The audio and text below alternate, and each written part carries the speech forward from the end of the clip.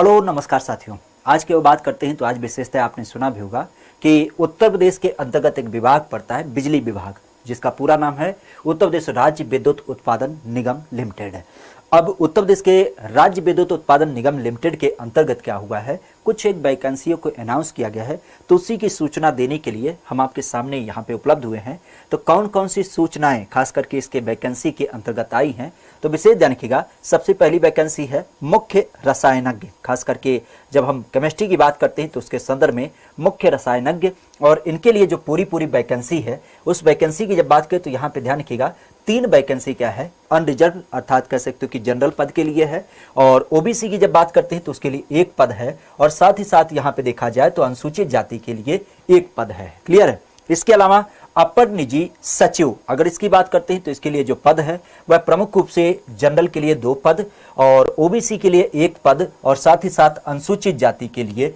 1 पद आपके यहाँ पे संबंधित हैं। खासा यहीं पर अगर जो हम सहायक समीक्षा अधिकारी की बात करें तो सहायक समीक्षा अधिकारी के जो आपके पदों की संख्या है वो आप यहाँ पे देख सकते हैं। प्रमुख रूप से इनके जो पदों की संख्या है सहायक समीक्षा अधिकारी, तो जनरल के लिए आपके 2 पद है, और ओबीसी की जब बात करें तो उसके लिए 4 पद है, और अन्य खास करके एससी के लिए 2 पद हैं। यहीं पर अगर जो हम लिपिक खास करके जो क्लर्क ग्रेड के लोग होते हैं उनके पदों की जब बात करें तो उनके लिए 16 पद आपके जनरल के, 15 आपके ओबीसी के, और 9 पद क्या है ये आपके एससी के हैं। तो ओवरऑल कह सकते हो कि हमारे यहाँ पे जो बिजली विभाग होता है उत्तर प्रदेश का, यूपीआरयूएन वेलफेयर, अगर जो इसकी बात करते हैं तो उसके अंतर्गत खास करके इन पदों को चिन्हित करके निकाला गया है। मुख्य रसायनज्ञ, अपर निजी सचिव, सहायक समीक्षा अधिकारी और फिर आपके लेखा लिपिक। खासा अगर देखा जाए तो ये जो आपके पद हैं इनकी जब बात की जाती है तो इसके पदों की जो वैकेंसी का लेवल है वो यहाँ पे ध्यान रखिएगा कि जो मुख्य रसायनज्ञ है वह लेवल 10 की जॉब है, अर्थात लेवल 10 की ये वैकेंसी है, जिसका प्रारंभिक वेतन करीब आपका यहाँ पे 56,100 रुपये बनता है। जबकि अपर निजी सचिव की जब बात करते हैं तो ये लेवल 8 का एक वैकेंसी है, और इसकी जब बात करते हैं तो इसका जो प्रारंभिक वेतनमान होता है वो 47,600 रुपये। जबकि सहायक समीक्षा अधिकारी की जब बात करें तो ये लेवल 6 की जो वैकेंसी होती है, और इसका जो शुरुआती वेतन होता है वो 36,800 रुपये। जबकि लेखा लिपिक अर्थात क्लर्क ग्रेड की जब बात करें तो लेवल 4 की वैकेंसी होती है, और इसमें जो वेतनमान होता है वह 27,200 रुपये आपका दिया जाता है। अब आपकी बात आती है कि ये तो वैकेंसी है और इतने आपके वेतन दिए जाते हैं, लेकिन इसके लिए आपकी एज क्या होनी चाहिए, तो ध्यान रखिएगा सभी वर्ग के लिए जो आपकी न्यूनतम आयु है वह 21 वर्ष है, और अधिकतम आयु जो है वो 40 वर्ष है। मतलब मिनिमम 21 वर्ष और अधिकतम 40 वर्ष इन लोगों को यह फॉर्म भरने की सुविधा दी जाती है। विशेष ध्यान रखिएगा, आप भी जानते हैं कि हमारे उत्तर प्रदेश के रहने वाले लोगों में कुछ विशेष वर्गों को क्या होता है, छूट दिया जाता है। तो जैसे अनुसूचित जाति, अनुसूचित जनजाति, ओबीसी, और साथ ही साथ जो उत्तर प्रदेश के मूल निवासी हैं उनकी जब बात की जाए तो इस कैटेगरी के अंतर्गत आपकी 5 वर्ष की क्या है छूट आपकी दी जा रही है। एक चीज और ध्यान रखिएगा, अगर कोई व्यक्ति भूतपूर्व सैनिक है तो उस कंडीशन में अगर जो उसने क्या किया है कम से कम 5 वर्ष सेना में सर्विस दी है और उत्तर प्रदेश का पूरी तरीके से निवासी है, तो उस कंडीशन में क्या होगा, उसको भी क्या होगा, अधिकतम 3 वर्ष की क्या होगी, यहां पे कह सकते हो कि अगर जो उसकी विवाह मतलब नियुक्ति का इच्छुक है तो उसको भी 3 वर्ष का यहां पे छूट दिया गया। खासा ध्यान रखिएगा,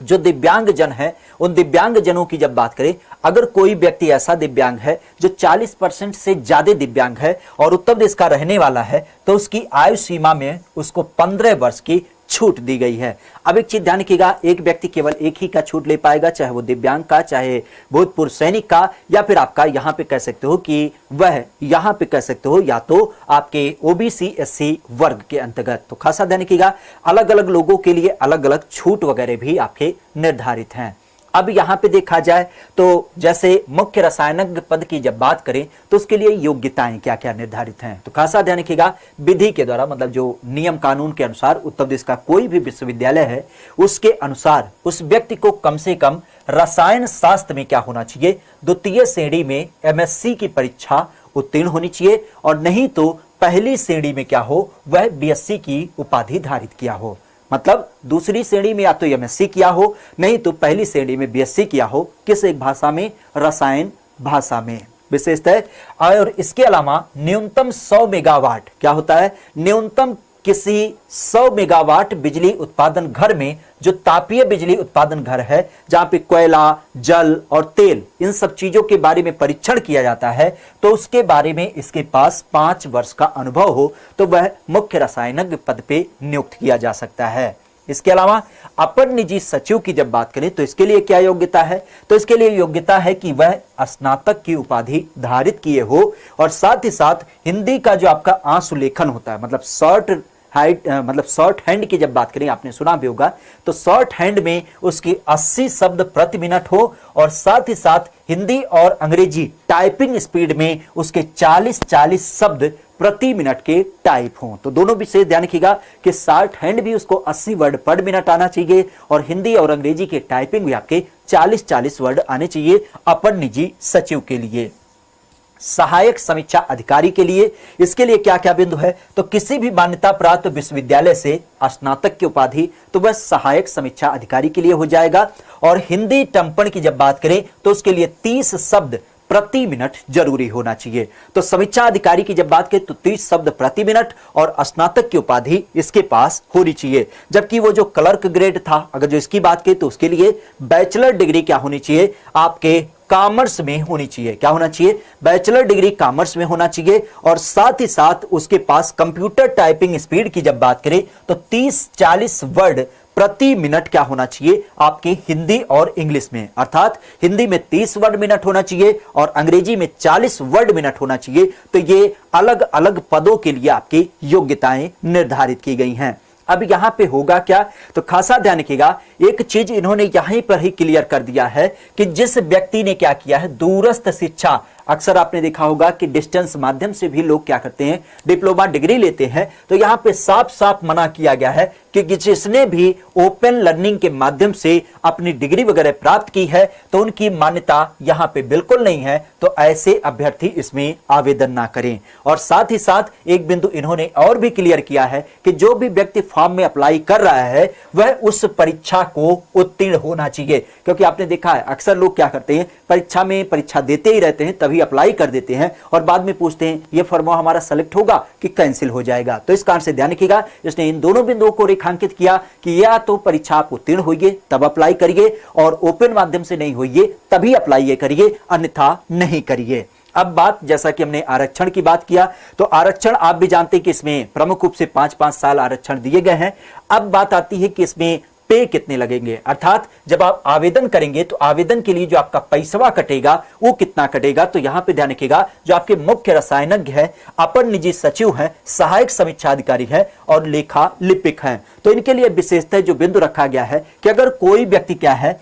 आपके अनुसूचित जाति और अनुसूचित जनजाति से संबंधित है तो उसको 826 रुपए पेमेंट करना पड़ेगा इस पद के लिए। अगर कोई अदर श्रेणी से है, जैसे अनुसूचित जाति, अनुसूचित जनजाति के अलावा ओबीसी और जनरल, तो उस कंडीशन में उसको 1180 रुपया पे करना पड़ेगा। लेकिन अगर कोई दिव्यांग जन है तो उसके लिए केवल क्या होगा, 12 रुपये आपका वही जो जीएसटी चार्ज होता है वह आपका दिया जाएगा। ये सारे माध्यम आपके किससे होंगे, तो आप चाहे नेट बैंकिंग के माध्यम से या डेबिट कार्ड, क्रेडिट कार्ड, किसी भी माध्यम से आप इसमें अप्लाई कर सकते हैं। ध्यान रखिएगा, इसमें किसी बैंक के माध्यम से वो जो आपका डायरेक्ट शुल्क जमा होता था वह नहीं किया जाएगा। सारी जो व्यवस्था होंगी वह आपकी क्या होंगी, वो आपके ऑनलाइन माध्यम से होंगे। और ऑनलाइन जो आपका वेबसाइट है वो है www, क्या है, www.uprvunval, क्या बोलते हैं, www.up,